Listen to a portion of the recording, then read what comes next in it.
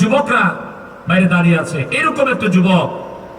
আমি ভূমিকা দিলাম না, সরাসরি আলোচনায় চলে যাচ্ছে, যেহেতু বেশিক্ষণ কথা বলবো না। এরকম একটা যুবক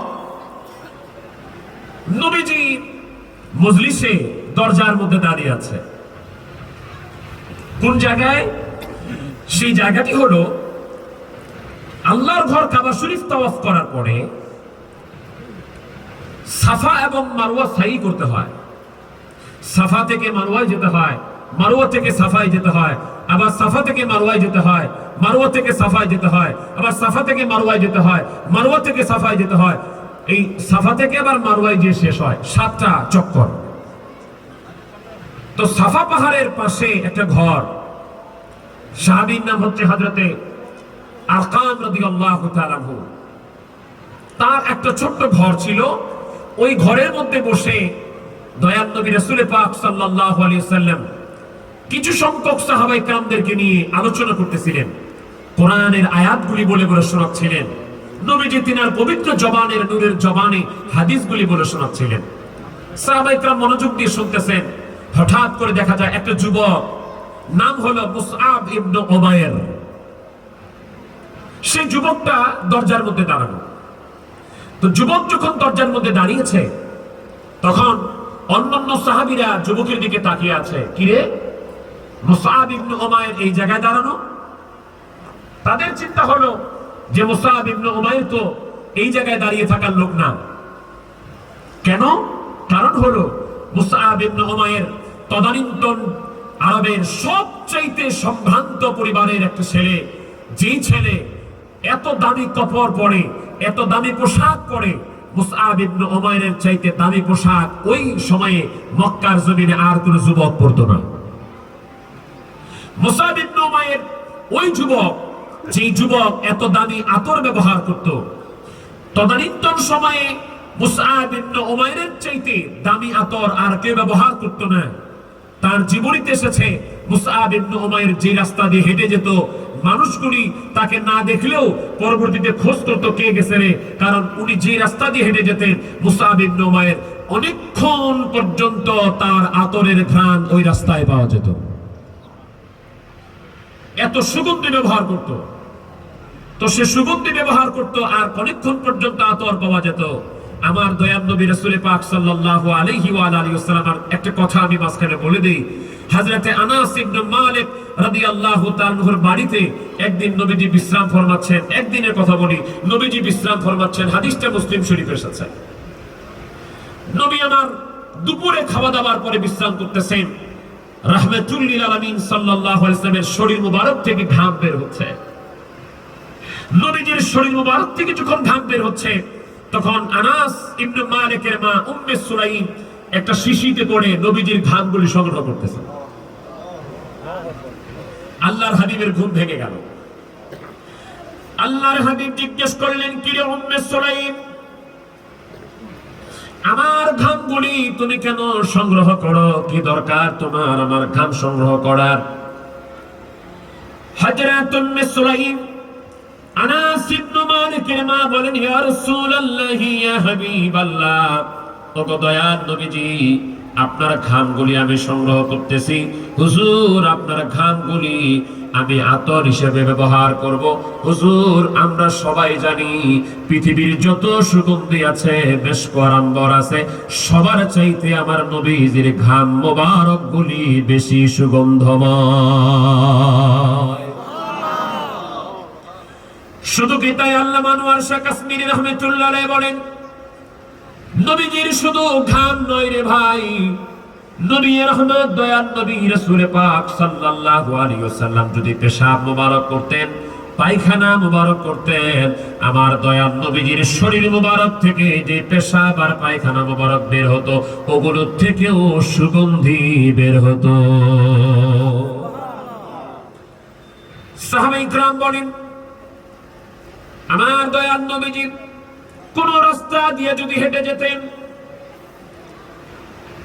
আমরা দয়াল নবীজির পরে রওনা দিতাম, চোখ দিয়ে নবীজিকে দেখা যেত না, রাস্তা দিয়ে হাঁটতাম, আমরা পিছনে পিছনে হেঁটে যেতাম। হঠাৎ করে সামনে যে যখন চৌরাস্তা পড়ে যেত, কোন দিকে নবীজি গিয়েছে, 3টা 4টা রাস্তা, কোন দিকে নবী আমার গিয়েছেন আমরা যখন চোখে দেখে বলতে পারতাম না, তখন আমরা ঘ্রাণ নিতাম যে যে রাস্তা দিয়া আমার দয়াল নবীর ঘ্রাণ পাওয়া যায়, ওই রাস্তা দিয়া যাইতে যাইতে আমার নবীকে পেয়ে যেতাম। নবী আমার রাস্তা দিয়ে হাঁটতেন, হাঁটতে হাঁটতে এমন কোন ছোট বাচ্চা যেত না যে বাচ্চার মাথায় আমার নবীজি হাত বুলায় দেন নাই। প্রত্যেকটা বাচ্চার মাথায় নবীজি হাত বুলায় দিতেন। আর আমরা বাচ্চাদেরকে দেখলে ধমক দিই, কষ্ট দিই, মসজিদে গেলে সহ্য করতে পারি না, না বাচ্চারা মসজিদে গেলে ধমক দিয়েন না। সেই বাচ্চাটা এখন নামাজ শিখে নাই, তারপরে মসজিদে যাচ্ছে, দেখবেন ছোট বাচ্চাটা বাবাকে দেখে, ভাইকে দেখে, চাচাকে দেখে ও সেজদা কি জানে না, কিন্তু যখন দেখে বাবা সেজদা দিচ্ছে, বাবা মাথা নত করতেছে, বড় ভাই মাথা নত করতেছে, চাচা মাথা নত করতেছে, তখন ওই বাচ্চাটাও তার কপালটা মাটির মধ্যে লাগায় দেয়। সে বুঝে না আল্লাহকে সেজদা দিচ্ছি, কিন্তু এদিক দিয়ে আমার মালিক আল্লাহ খুশি হয়ে যায়। এই জন্য ছোট থেকে বাচ্চাদেরকে মসজিদে নামার চেষ্টা করবেন। বাচ্চাদেরকে সহসা ধমক দিবেন না, বিশেষ করে কোন এতিমকে ধমক দিবেন না। হাদিস শরীফে এসেছে, নবী আমার বলেন, আমার কোন উম্মত যদি কোন এতিমের মাথায় হাত বুলায়া দেয়, আমার উম্মতের হাতের নিচে ওই এতিমের মাথার যতগুলি চুল আর পশম পড়বে, আমার আল্লাহ পাক সম পরিমাণ সওয়াব আমার উম্মতের আমলনামায় দান করে দিবে। তো নবীজি ছোট বাচ্চাদের পাশ দিয়ে হেঁটে যান আর বাচ্চাদের মাথায় হাত বুলায় দেন। আমি হাদিস শরীফে দেখেছি, আমার নবীজির পবিত্র জীবন মুবারকে দেখেছি, আমার নবীজি রাহমাতুল লিল আলামিন যে বাচ্চার মাথায় হাত বুলায় দিতেন, কমপক্ষে 40 দিন পর্যন্ত ওই বাচ্চার মাথা থেকে মেশক আম্বরের ঘ্রাণ আসতো। তো মুসাব ইবনে উমাইর দামি আতর ব্যবহার করে ওই যুবক দাঁড়ানো। তার 3য় নম্বর বৈশিষ্ট্য হলো, এই মুসাব ইবনে উমাইর একা একা খাবার খায় না, প্রতিদিন কমপক্ষে 70 জন মেহমানকে নিয়ে খাবার খায়। সে যেদিন মেহমানকে খাবার দেয়, ওই দিন ওই মেহমানকে সোনা রূপা পাত মিশ্রিত থালি, বাটি, গ্লাস, জগ এগুলিতে খাবার দেয়। যেদিন যে মেহমান তার বাড়িতে মেহমানদারি খায়, সেদিন ওই মেহমানকে এই প্লেট, জগ, গ্লাস, বাটি মুসাব ইবনে উমাইর হাদিয়া দিয়ে দেয়। তাহলে এবার বুঝেন সে কত ধনীর দুলাল। সে যুবকটা সেখানে দাঁড়ানো, আর এই মেহমানদারিটা নবীজির কাছে অনেক পছন্দের।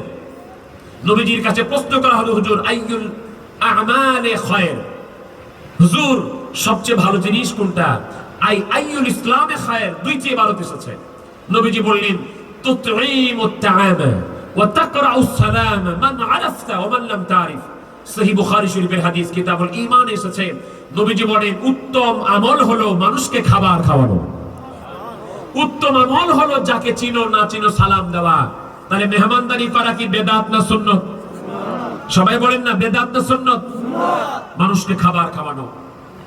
আমি এখন একটা যে জায়গার নাম বলবো, আপনারা অনেকে হয়তো শুনেছেন, অনেকে হয়তো শুনেন নাই। আমাদের খাগড়াছড়ি থেকে কয়েকশো কিলোমিটার দূরে, এই বাংলাদেশের ফরিদপুর জেলার সদরপুর থানার আটরশি নামক একটা গ্রাম আছে। এই গ্রামের মধ্যে 1354 বাংলায় 1947 সালের দিকে একজন ব্যক্তি এসে দেখলেন যে এইখানে ঈদের দিন, কুরবানির ঈদের দিন, কুরবানির ঈদের নামাজ পড়ার মানুষ নাই। সবাই লাঙ্গল জোয়াল নিয়ে মাঠে যায়, ঈদের নামাজ পড়ে না। তো তিনি ডাকলেন, ভাইরে, ও মুসলমান ভাইরা, আজকে তো ঈদের দিন, নামাজ পড়তে হয়, তোমরা কোথায় যাচ্ছ? আসো আমরা ঈদের নামাজ পড়ি। তিনি তখন ডেকে ডেকে মাত্র মানুষ পেয়েছেন 3 জন, উনি হয়ে 4 জন। এই 4 জন মানুষ নিয়ে তিনি ঈদের নামাজ পড়লেন। ঈদের নামাজ পড়ার পরে আল্লাহর কাছে দোয়া করলেন এইভাবে, আয় রব্বুল আলামিন, আমরা এখানে আজকে মাত্র 3 থেকে 4 জন মানুষ ঈদের নামাজ আদায় করলাম।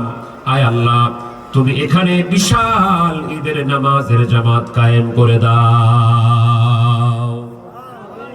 আপনাদের কি ধারণা, আল্লাহর ওলিদের দোয়া কি কবুল হয়? সবাই বলেন না হয়? নাকি আপনারা এই ধান্দায় আছেন, মা বাবার দোয়া কবুল, মুসাফিরের দোয়া কবুল, মাজলুমের দোয়া কবুল, 100%, পীরসাহেবদের দোয়া কবুল হতেও পারে, নাও হতে পারে। আপনারা কি এই চিন্তায় আছেন নাকি আবার? না, এই চিন্তায় যদি থাকেন আমি 1 মিনিটে ভেঙে দিচ্ছি। হ্যাঁ, মা বাবার দোয়া কবুল হয়, মুসাফিরের দোয়া কবুল হয়, মাজলুমের দোয়া কবুল হয়, অবশ্যই হয়। হাদিসটা আছে কোথায়? আবু দাউদ শরীফে। হাদিসটা আসে কোথায়? মিশকাতুল মাসাবির 195 পৃষ্ঠায়। মা বাবার দোয়া কবুল হয়, মুসাফিরের দোয়া কবুল হয়, মাজলুমের দোয়া কবুল হয়, এটা আবু দাউদ শরীফের হাদিস। আর আল্লাহর ওলিদের দোয়া কবুল হয়, এটা বুখারী শরীফের হাদিস। মাজলুমের দোয়া কবুল হয়, মুসাফিরের দোয়া কবুল হয়, আর মা বাবার দোয়া কবুল হয়, এটা মিশকাত শরীফের 195 পৃষ্ঠার হাদিস। আর আল্লাহর ওলিদের দোয়া কবুল হয়, এটা মিশকাত শরীফের 197 নম্বর পৃষ্ঠার হাদিস। তাহলে যারা মনে করেন মা বাবার দোয়া কবুল হয়, মুসাফিরের দোয়া কবুল হয়, মাজলুমের দোয়া কবুল হয়, তাদেরকে 2-1টা পৃষ্ঠা উল্টায় আরেকটু সামনে পড়াশোনা করার দরকার আছে না ভাই?